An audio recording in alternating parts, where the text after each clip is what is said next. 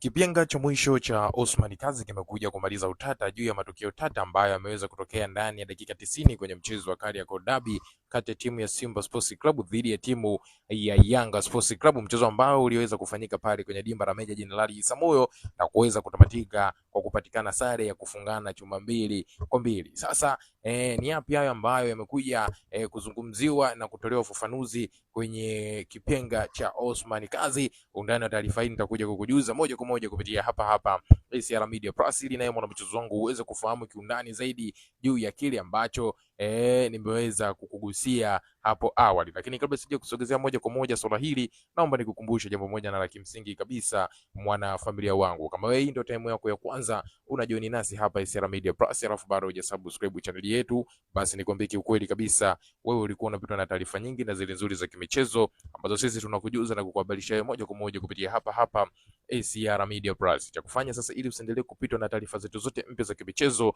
swala ni jepesi kabisa, mwana familia wangu. Hakikisha unakwenda kusubscribe channel yetu kwa kubonyeza maneno mekundu yaliyo chini ya video hii iliyoandikwa subscribe. Baada ya hapo, hakikisha unakwenda kutani on notification kwa kubonyeza alama ya kengele itakayojitokeza hapo pembeni. Ukishafanya hivyo, wewe utakuwa ni mdau wetu wa kwanza na mwanafamilia wetu wa kwanza kupata kila aina ya taarifa mpya ya kimichezo ambayo sisi tunakujuza na kukuhabarisha moja kwa moja kupitia hapa ACR Media Plus. Na kama tayari umekushaweza kusubscribe channel yetu, sasa twende kazi tukaangazie kuhusiana kile ambacho nimeweza kukujuza hapo awali. Kama ninavyofahamu, mchezo wa Kariakoo Derby umeweza kutamatika kwa sare ya kufungana chuma 2-2, sare ambayo mnyama aliweza kutangulia kupata magoli mawili, lakini klabu ya Yanga wakatoka nyuma na kusawazisha magoli yote mawili na kufanya mchezo uweze kutamatika kwa sare ya kufungana chuma 2-2 na kila timu ikiweza kuondoka na alama moja. Sasa ndani ya dakika 90 kulikuwa kuna matukio mengi tata ambayo yameweza kutokea kwenye mchezo huo. Miongoni mwa tukio ambalo linazungumzwa sana na limezua headline kweli kwenye mitandao mbalimbali ya kijamii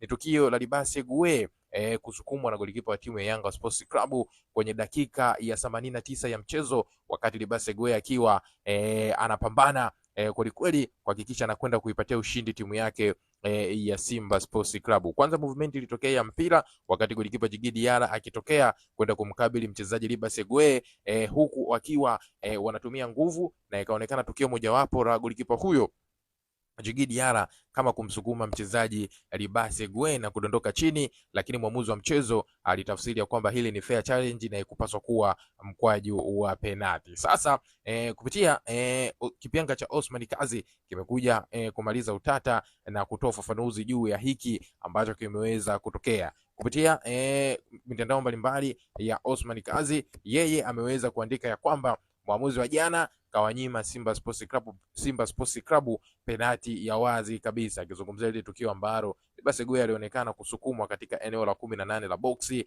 lakini mwamuzi wa mchezo hakuweza kung'amua ya kwamba ile ni mkwaju wa penalti na ni madhambi ambayo golikipa Djigui Diarra ameweza kuyacheza kwa mchezaji Libase Gue kwenye eneo la hatari la 18. Hayo ni kwa upande wa Osman Kazi akitolea ufafanuzi juu ya tukio hilo. Je, kwa upande wako wewe unaungana na hiki ambacho amekisema Osman Kazi juu ya tukio hilo la Libase Gue kufanyiwa faulu katika eneo la 18, lakini mwamuzi wa mchezo alimeza filimbi? Kwa kweli una maoni gani kuhusiana hiki? Njoo tuandikie kupitia sehemu ya comment hapo mtazamo wako na maoni yako, na sisi tutakuja kuchat naye kupitia hapo, bila kusahau kulike, kushare na kusubscribe channel yetu.